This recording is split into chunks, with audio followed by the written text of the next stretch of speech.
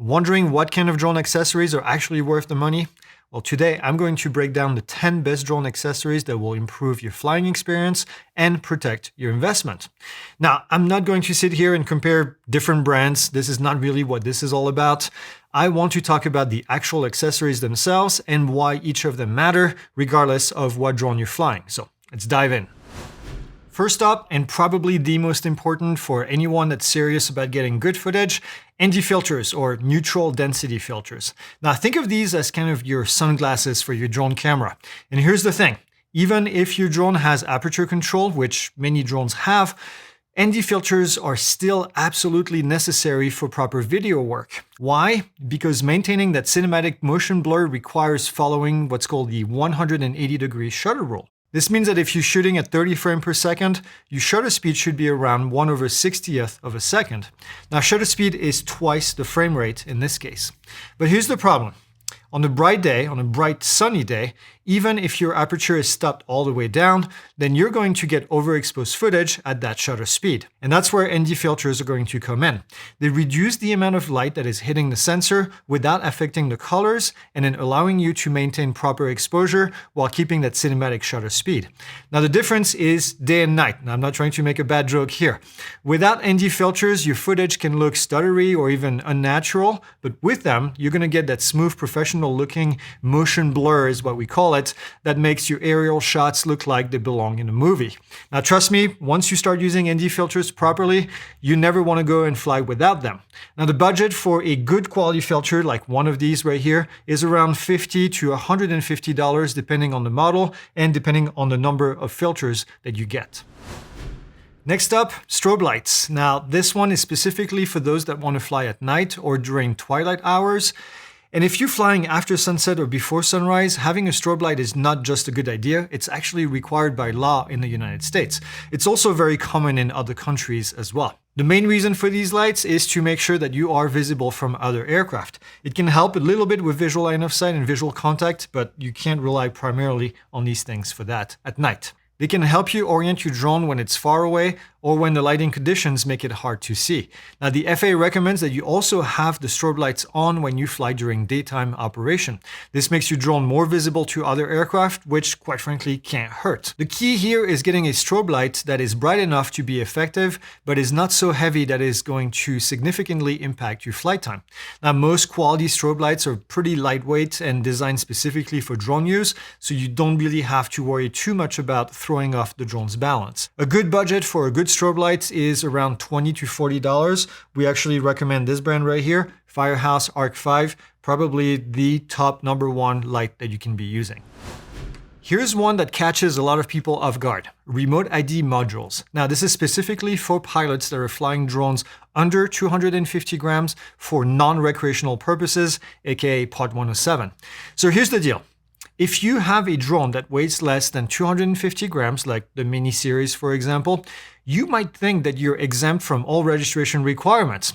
And for recreational flying, that's actually true. But the moment that you start using that drone for anything other than recreation, whether it's volunteering, real estate photography, inspection, or any kind of flight that is not for fun in quotation mark, then the rules are going to change completely. For those operations, even sub 250 gram drones need to broadcast remote ID information. It's a small device that's going to attach to your drone and broadcast the takeoff location, the drone's location, and then also other required information to local authorities or anyone that has the app to receive this information. Now, it might seem like a hassle, but it's becoming kind of the standard for commercial drone operation, and it's better to be compliant than to risk the actual fines that you can get or even losing your commercial pilot license. Here's a tip for buying a module. Make sure that it is actually approved by the FAA by looking at the Declaration of Compliance page. There's a link in the description. Don't just believe it when the product page tells you that it is approved by the FAA. Now, remote ID modules are now available in the range of $30 to maybe $40. Now let's talk about controllers, specifically upgrading from your phone to a dedicated smart controller like one of these right here. If you're currently using your phone as your display, you've probably experienced some of the frustration that comes with it. Your phone gets hot in direct sunlight, the screen can be hard to see even at full brightness, and you're constantly worried about the battery draining or even incoming calls interrupting your flight. Now, a smart controller like this one is going to solve all of these problems. We're talking about displays here that can actually be seen in direct sunlight. They also have much better battery life, dedicated for flying, so you're not draining your phone's battery or worrying about missing important calls while you're in the middle of a shoot. Many of these smart controllers can actually run for hours without needing to be charged. The ergonomics are usually better too. These controllers are designed specifically for drone piloting, so the button placement, the stick tension, and then the overall feel of these are optimized for flying rather than, what you get typically from either a phone or a controller that you plug into a phone. Now, the image transmission quality is often also better, with less lag and better connection stability. In short, I think these are going to help you get better footage. Speaking of cinematic footage, check out our free cinematic course on pilotinstitute.com. We show you some great tips and examples of maneuvers to take your drone footage to the next level. Now, typical budget for one of these is around $250 on the cheap side to up to $1,000, even more, depending on the model. Here's an accessory that might seem simple, but actually makes a huge difference. A good landing pad. Now, you can see this beautiful one right here. We'll talk about it in a second. But the main benefit here is pretty obvious. It's going to protect your drone from dirt, dust, debris, anything during takeoff and during landing. This is especially important if you're flying in sandy or dusty or muddy conditions. This is our life. We love using these pads because, we fly in a lot of very dry, sandy, dusty areas. As you can imagine, getting debris into the gimbal or even inside the motors can cause some serious issues and potentially lead to expensive repairs. But landing pads also provide a clean, nice, flat area for takeoff, which can help ensure that when the drone is starting, that sensor calibration is done properly. They're also great for visibility. Many of these pads are brightly colored, like this one, which is going to make it easy for you to spot the landing zone from a distance, but also for other people to see that there is a drone potentially landing here and that they shouldn't be stepping in that area. Using cones also is going to help with that. Now, some even have LED lights on the side that are built in order for you to help in low light conditions. The best part, they're easy to fold, like this one. Very small form factor right here, very lightweight. Quite frankly, there's no reason to not have one of these in your kit. And if you're looking for a new landing pad, of course, we have these available for sale. They are a limited series. We only have so many of them. So we're going to put a link in the description where you can purchase it. Make sure you head over there and then get your first Pilot Institute pad. This one should be pretty obvious, but I still meet pilots who only have 1 or 2 batteries.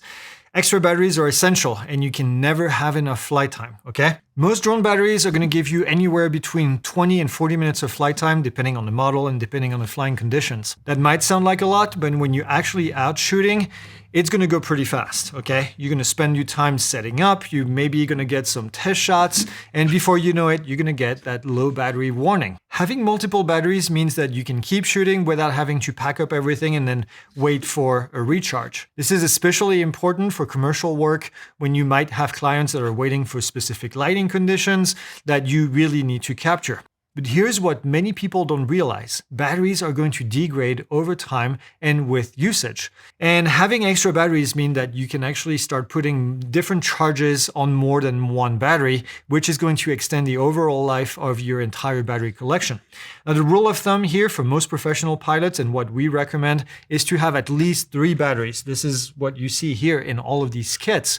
That's going to give you roughly 60 to 120 minutes of potential flight time, which is usually enough to get the job done without having to feel rushed or having to go and wait for more batteries. Now, the cost of batteries depends widely on the type of drone that you have. It can be as low as $100 and as high as, way more than that for bigger drones.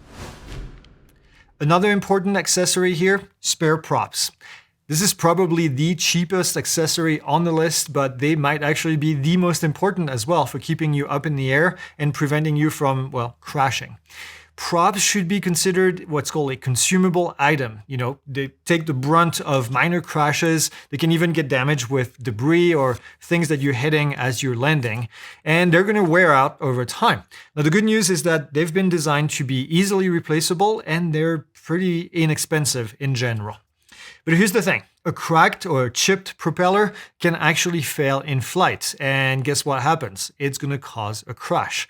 Even minor damage can cause vibrations in your drone that is going to affect your footage quality, but also is going to put extra stress on the motors. Now, I always recommend that you keep at least one of these sets in here. Keep in mind that, they have different location, different types of propellers for different motors. So you might want to keep a set of each in your bag. They take almost no space in your kit and they weigh practically nothing. So there's no reason not to have them. Also, if your drone needs it, make sure that you carry that small screwdriver or the tool that is needed to change them. Although a lot of them now can actually, spin by hand, twist by hand on the drone directly. It's going to take just a few minutes to swap these out, so make sure that you don't cheap out on these propellers. They usually cost about $10 to $20 per set, so just have them in your bag. Along the same lines as the batteries, a portable battery bank like this monster right here or a power station can really save your bacon.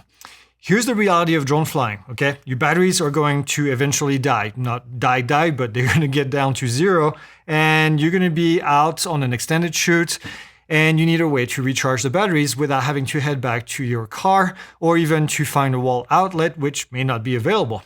This is especially critical for commercial work when you might be on the location for the entire day. A good battery bank like this thing here, which is 1,000 watt-hour, can recharge multiple drone batteries while you're still going to be able to fly with the others in the meantime. Some of these larger power stations can fully charge 2 to 3 drone batteries at the same time, which essentially gives you unlimited flight time as long as you manage to have your charging rotation done properly. But it's not just about drone batteries. Your controller also needs power. Your phone, your tablet also need power. And if you're using additional equipment like a laptop or a monitor or any other accessories, then they're all going to need some juice as well. Okay, that battery bank right here becomes the central power hub for your entire operation, and it's a lifesaver. We've used this one. We actually have 3 of these now that we've purchased over time, and we have them all over the building because they're very useful when you don't have access to a quick place. And if we need to be on the go, then we have 3,000 watt-hour available. The key here is finding the right balance between capacity and portability. This thing is a trunker, very difficult to carry around if you need to go on a long hike, but they have smaller versions of different brands. You want something that's going to have just enough power to actually make a difference, but it's not so heavy that it becomes a big burden to carry it around.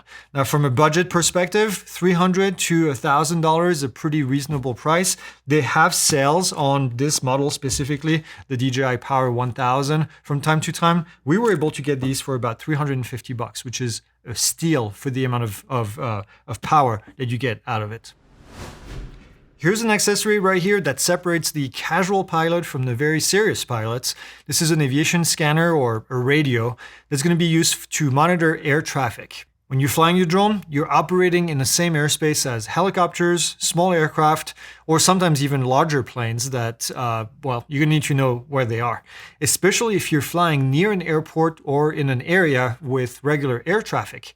Now, having that situational awareness of what's happening around you is not just smart, it's actually going to save your life and potentially the life of people in those aircraft. An aviation scanner like this one right here is going to let you listen to air traffic control communication, anything that, any kind of chatter between pilots, and also emergency frequencies. Now, this is going to give you that real-time information about different aircraft in a specific area that you might not be able to see if you're just looking for traffic around you. Now, you still need to be looking for traffic as well, but this is a great addition. For example, you might be flying near a hospital and you hear that there is some helicopter traffic on the emergency medical frequency. Now, if you do a little bit of research, you can find that frequency ahead of time and then listen to it. In this case, you know that you can bring your drone down and basically stay away from that helicopter.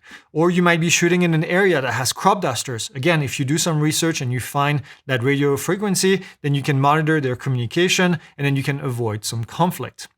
Some pilots like to have a basic handheld aviation scanner that just receives the communication. Some others like to have, a more beefy one like this one that can actually transmit as well. Keep in mind, transmitting on aviation frequencies is against FCC regulation unless you have specific waiver or specific authorization. So don't do it unless you have those. Now, the peace of mind, quite frankly, is worth it. Something that you should have in your bag instead of constantly looking over your shoulder and then just wondering if that sound in the distance is an aircraft. This can actually help you figure this out, and then you can focus on flying specifically. Also great for your visual observer if you have one. $100 to $300 is a good range typically for those that have transmitting only capabilities, which is all that you really need. Get one, put it in your bag. Last up is one that might seem almost too simple to mention. And trust me on this one, it can actually really save your neck. It's a good neck strap for your controller. And if you've ever flown for extended periods of time, you know that it can get tiring to have this thing just holding in your hand. Having it around your neck actually helps relieve that weight a lot. And then you can actually, I think, be even more precise on the control. So if you're holding that controller for 20, 30, 40 minutes straight, your arms are going to thank you by having this nice beefy neck strap. Make sure that you get one that is nice and thick in here, not too thin, because it would kind of leave marks on the back of your neck and eventually become uncomfortable. It's not actually just about comfort, it's also about safety as well. A good neck strap means that you're never going to be accidentally dropping that controller. We've unfortunately done that with one of our controllers, and that could result to loss of control or even potentially a crash. So the best neck straps are going to be adjustable, padded, I mentioned that before, and also have that quick release mechanism so you can detach quickly as needed, and get that controller out of your way. Some of these even have additional attachment points where you can put small accessories like a lens cleaning cloth, for example, or backup memory cards even. All right, for a few more of these accessories, make sure that you check out this video right here for some ideas for the Mini 3. Make sure you tell us in the comments which of these accessories you think is the most important, which one you have, which one you want to get, and we'll see you in the next video.